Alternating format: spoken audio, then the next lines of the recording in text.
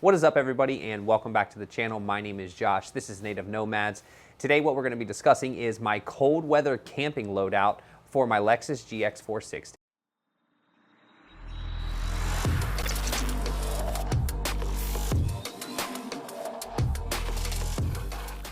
Now, before we get started today, I want to thank the sponsor of today's video and every video you will see here on the channel. That is Adventure Rig Shop. AdventureRigShop.com is where you can find pretty much every single thing that we're going to discuss today that I have done to my Lexus GX460 and the stuff that I have in the rear of it. If you can't find it on AdventureRigShop.com, I will put other links in the description so you can find that product if you are interested in that specific product for your cold weather camping loadout.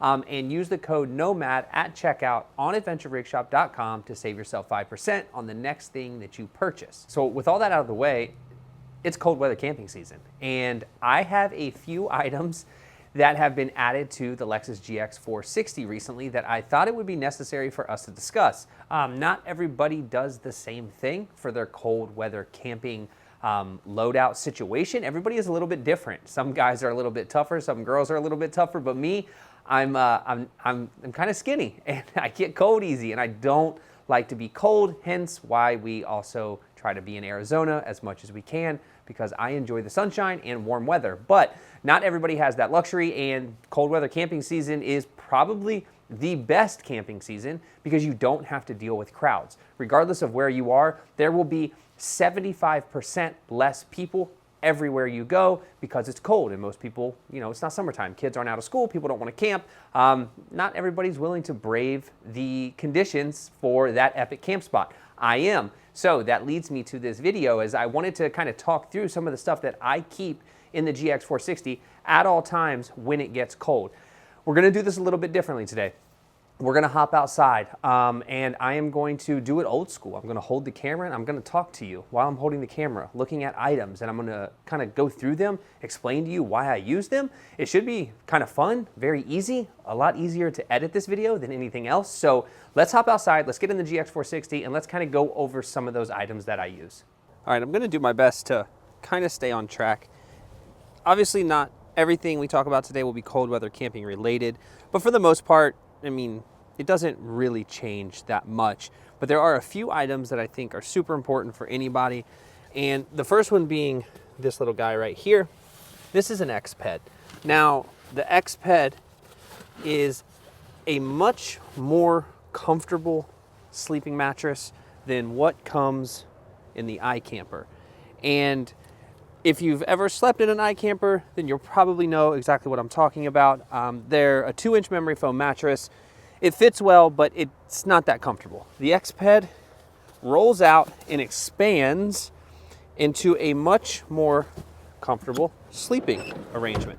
Now, what we have is this little guy. So if you do intend to get X-Peds, you will need to get something similar to this.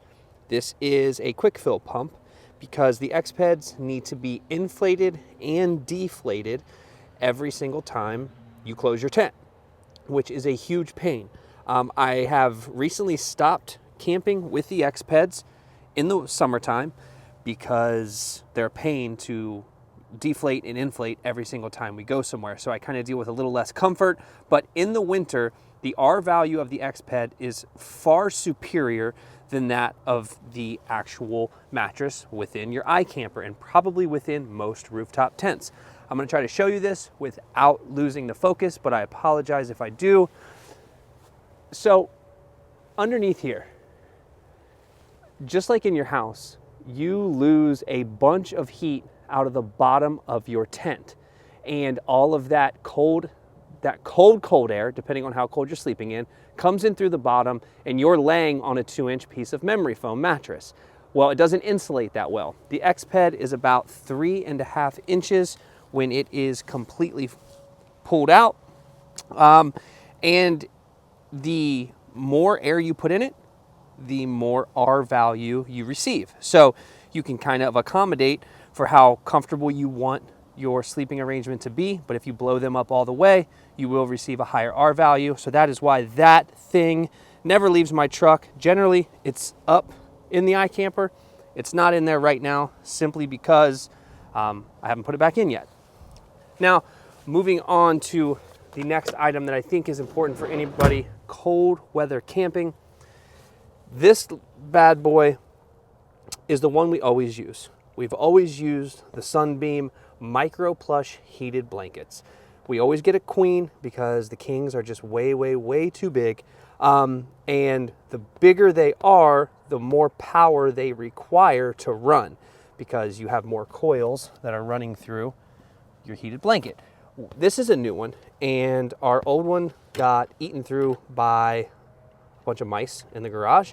So we always have an extra. This has been actually in my garage for almost a year. We never used it because our other one was still working fine. We found holes in it, so I got this out and got this ready. This will live up in the iCamper.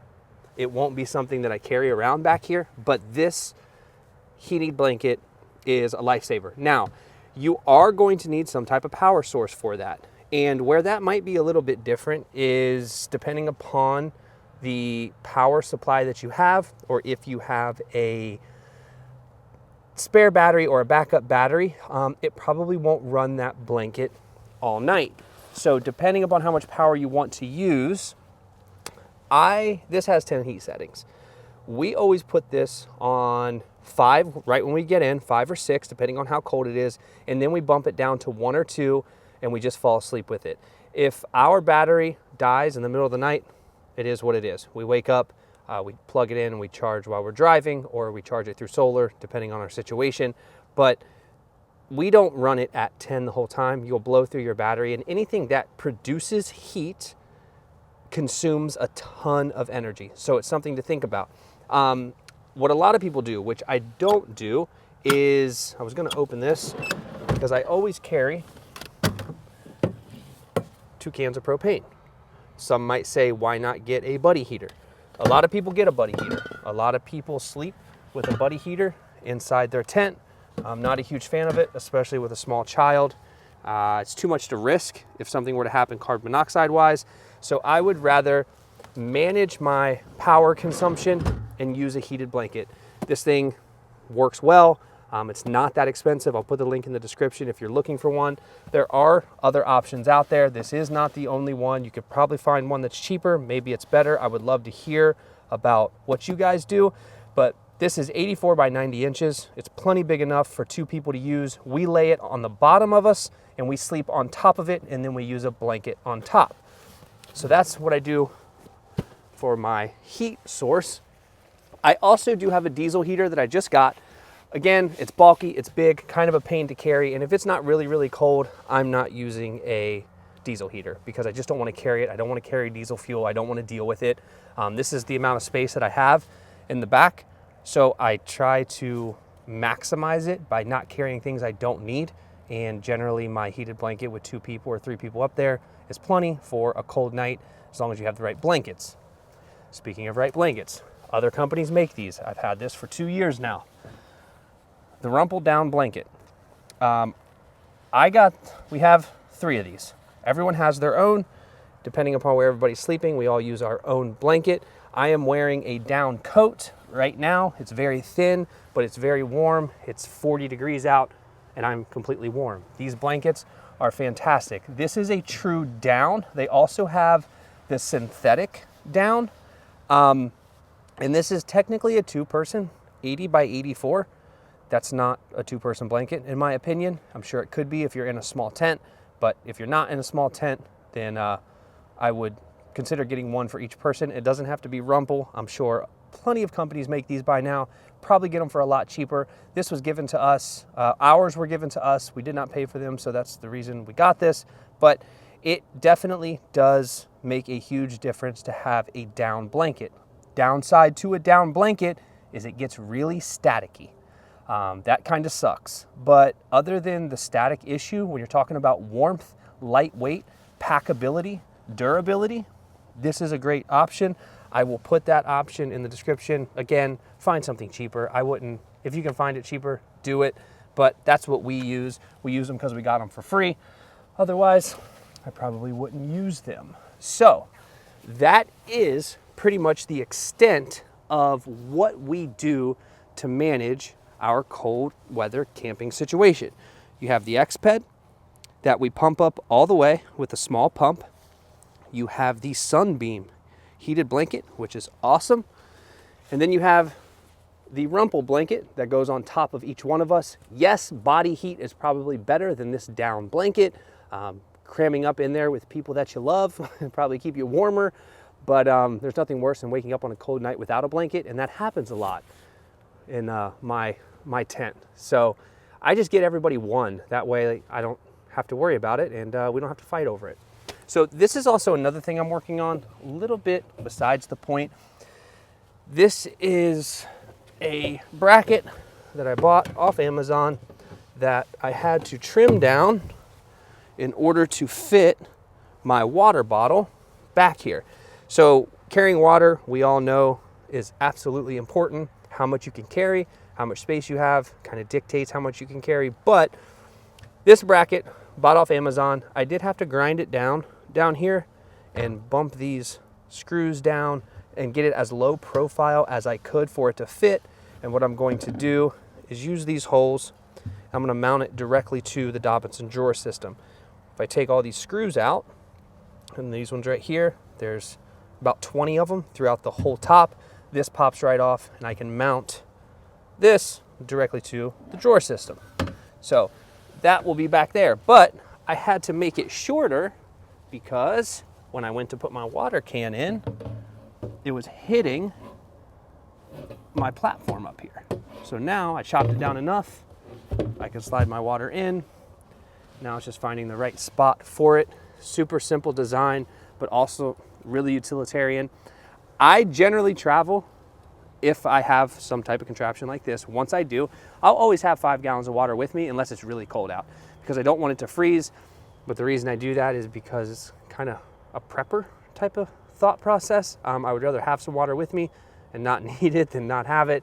Might be kind of stupid for gas mileage, but you know, whatever. So another thing up here, this is a Victory 4x4, I believe, platform. It screws directly in to the grab handles on both sides. Oh, let me see. Oh, yes, on both sides. And it has a front, basically like a stopping plate, so nothing flies up and hits your passengers up there. I don't know how well you can see it, but it stops everything from flying up front. Makes it super nice to add additional storage to an otherwise useless space. And that platform is where I keep all of the things that are important. My first aid kit is always up there. My Rumple blanket's up there. My small two-person, but that's technically probably a one-person tent. And all of my camp chairs go right up there. And that's what I do for the top side. Now, down here, inside the Dobinson drawer system, the left side is kind of like my kitchen space, where I have this plastic cupboard, essentially. I have like my soap, my headlamps, my knives, off, bear sprays in here somewhere. We were just in the Smoky Mountains and a bear came up right on the porch of the cabin we were staying at. So I always have those things available. An extension cord, this is for my heated blanket to run to my power station. You know, miscellaneous coffee stuff. Then we have our camp kitchen utensils. This thing is awesome. It's a fire extinguisher. That's my fire extinguisher. It is made by Element, I believe. I'll put the link in the description. It's not cheap, but it's nice to have. This should probably not be all the way in the back. It should be up front. But I don't have any like good mounting solutions for these kind of things yet. And I don't want to put MOLLE panels all over the inside of the truck. So I'm trying to figure out where I can put that. It does come with that little connector right there. Makes things super nice, super easy. You know, kind of cool to find when space is a premium, when we travel the way we do. This is a very nice thing to have because it takes up relatively no space. And then it's just these little bags. I know I'm kind of going on a tangent here, but I think it's kind of important. These little bags I got off Amazon. And they are just, oh no, let me get that. These are just cheap Amazon MOLLE bags. Probably sounds stupid, but I don't know how much I paid, not very much. But I organize all of my gear within these MOLLE bags. So utensils, you know, I have one over here with dishwashing stuff. It just makes it nice to keep things organized so I don't have to have a bunch of bins, and then I can move them around from car to car as I need them, you know, whatever. Super durable. It just makes things nice. I always use Yeti cups, especially when it's cold, because it'll keep your coffee hot for hours. And I have an old school Stanley French press thermos here, which is, oh no, has been with us from our very first trip. This little beast has made a lot of cups of coffee and a lot of locations. It's probably relatively inexpensive at this point. I don't remember what we paid. I'll put a link in the description if you want to take a look at it. And then just for fun, I have this big hatchet knife thing, which I think everyone should carry something like this. Will you ever need it? Probably not. But it's a survival machete. Cut wood, do all kinds of stuff with it. It's actually really nice. My son has beat the heck out of it, but that's okay. It's what it's intended to do. It's held up well. This bad boy is a lot of fun to have. Looks cool. Doesn't take up much space. And I have replaced carrying an axe with this survival machete. I use pound a hammer on that side on a piece of wood, and this is kind of my axe. It is definitely not as easy, but again, space is a premium, and I'm trying not to have a bunch of stuff hanging from my roof. That's all for that side. Now, this side, this kind of went left when it was supposed to go right, but I think we're here. So again, another Amazon bag, Amazon Molly bag. Inexpensive, holds all my plates, holds an additional pan. I got some utensils in there. I use these stainless steel or aluminum plates just because they're easy to clean, they're super durable. This is the best of the best, if you ask me.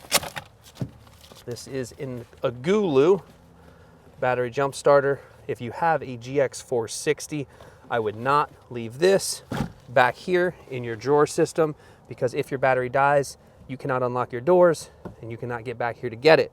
Learned that mistake the hard way, and still, for one reason or another, have not decided to take it out of here and put it somewhere else. And then it's just random stuff. Compression stuff sack. When you have a bunch of kids and a bunch of dirty clothes, so you can put it in here, compress it down, and I can put it right up there in that empty spot, and it kind of packs away, and it's just nice to have. Winch controller, some random bowls. Yeah, that's pretty much what I got. I want to do this video a little bit different just because it's kind of easier to do for me to talk through each item as I'm picking it up and give information on it. I use a Jetboil Genesis stove. Can't see it really back there, but it's there. It fits perfect in the Dobinson drawer system. And if you have a GX460, the Dobinson drawer system is probably the nicest solution, in my opinion. It comes carpeted, really not hard at all to install, and the finish is pretty good, all things considered. I mean, it fits a lot of model years, but it is a pretty good fit for what it is. So you have a complete carpeted cutout that pretty much matches. There's a small gap here. The gap over here is pretty clean. There's a small gap up top here. But, I mean, this carpeted spot, I had to drill some riv nuts in so I could tuck this carpeting down. But the holes were already there. I just needed to add the riv nuts. It bolts directly to the vehicle in the same factory mounting locations as your third row seat, if you have a third row seat.